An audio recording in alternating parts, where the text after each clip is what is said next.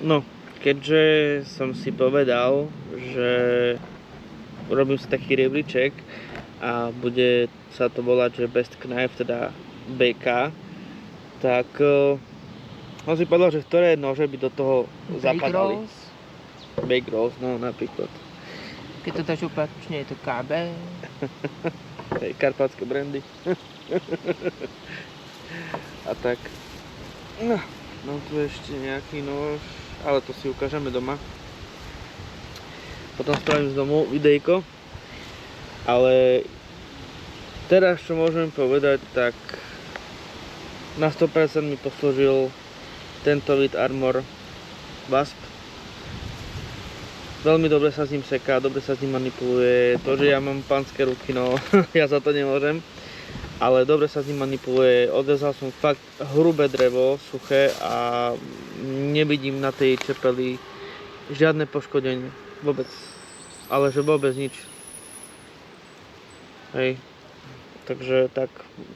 Alebo možno je tam, možno tam je nejaké mikroskopické, ale ja ho voľným okom nevidím. Takže môžem odporučiť. Áno, aj toto sklamanie by som dal zo svojich Best Knife, pretože sa osvedčil v teste nielen sekaním, ale ako ste mohli vidieť v predošlom videjku, tak aj žene sa zapáčil a celkom dobre sa s ním rezalo. Či? Ako sa ti s ním rezalo? No dobrý je. Čo sa tohoto týka, je to OK. Naozaj je to skôr také do kuchyne, by som povedala. Alebo keď ideš takto na opekačku, tak na prípravu mesa a takto podobne, tak by som povedal, že je OK. Samozrejme, nemusím ani rozmýšľať o tom, či tento nôž tam dám, pretože ja som ho ešte neskúšal, pretože ešte si ho chcem užiť. Takto od výroby ostrý, lebo je fakt kurevský ostrý a on, keď sa potom naostrí, tak neviem, potom to už je také, že už bol ostrený, vieš, a tak. Takže zatiaľ Hej, si ho nechávam. Ešte je panenský, hej? Ešte je panenský, áno. Takže tento tam dávam určite. Je to jeden z nožov, ktoré ja osobne mám veľmi rád a tento nož je sekera a dielo zároveň. Tento malý nožik, aj keď je damaškový, tak tam nedám. Není to Best Knife, už len z toho dôvodu, že takýto nôž v núdzovej situácii vy nevyužiješ na nič. Doslova do písmena. Ako som povedal, je dobrý, ale je pekný, je dobrý, má fajné pouzdro a tak, hej, ale nepatrí to medzi Best Knife, respektíve to je len taká imidžovka, by som povedal. No. A čo sa týka tohto ganza, tak Ten by som tam zaradila ja. Je tak strašne škaredý, že napríklad, keby na teba niekto zaútočil a vytiahneš na neho tento nožik, tak sa začne tak strašne smiať, že už ti ani neublíži. Nie. Čo sa týka zatváračky tam dávať nebudem, pretože zatváračky nezvládnu to, čo zvládnu pevné nože. Ale môžem spraviť ešte rebríček, že best zatváracie knife, hej. BZK. Takže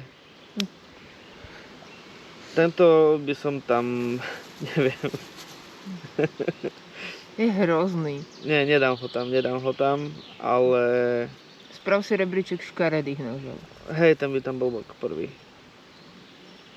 Nie, to nie. Sú aj škarečie. Hej, ale To vyzerá jak ten, proste to mi príde jak ten pes, čo má dlhý čumak. Chrt. Nie, chrt sa tak volá, ne? To je chrt, čo má taký dlhý nos. mi to pripomína skôr rozprávky o dinosauroch. Vieš, ten dino, čo tam lieta a tak podobne. Okay. Seklo ho v krku, hej. Takže tak, tento ganzo tam nedám proste, je to pekný nôž, škaredý, pekný nôž, alebo ako to mám povedať? Pekne škaredý. Alebo pekne škaredý, to skôr. Ale nedám ho tam.